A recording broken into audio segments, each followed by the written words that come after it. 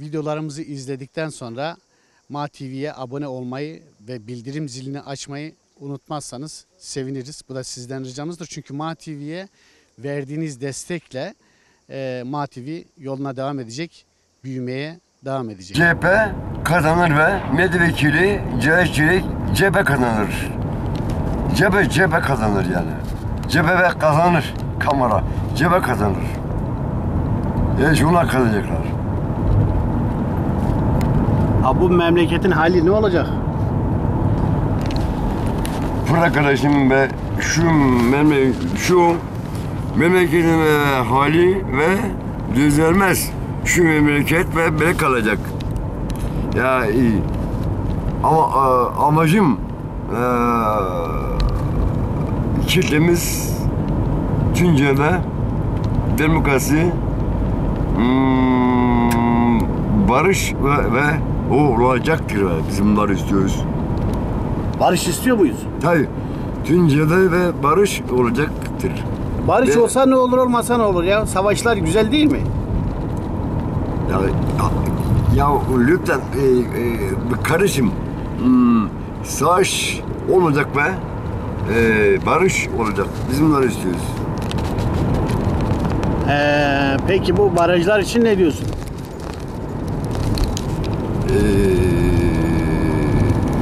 Barajlar yapılsın mı? Ya o ya kardeşim, bizim Maçik şu lokantada bizim arazimiz ve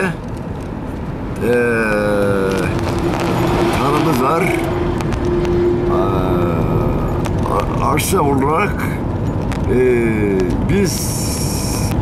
ben abim Kemal, biz ev yapmak istiyoruz. Ben valide amacım bir ev yapsınlar yeter bana. Valide. Nüsterisinde. Tamam, vadide bir ev yapsınlar, sonra bütün vadi su altında kalabilir mi? Su bütün köy ve suyun altında kalıyor. Kalsın mı, kalmasın? Hayır, kalmasın. Ah neyleyim gönül gönül senin elinden yer. Her gün ağlarım gayrı, günemem gayrı yer.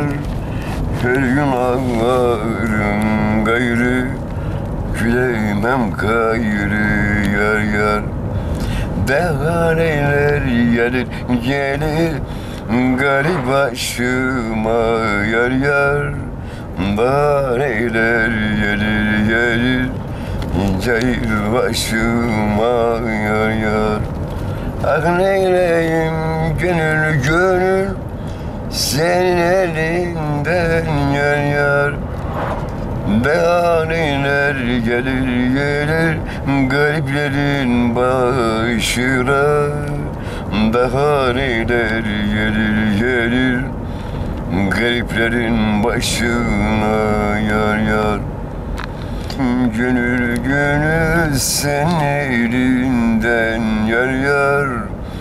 Her gün ağlarım gayrı, gülemem gayrı yer.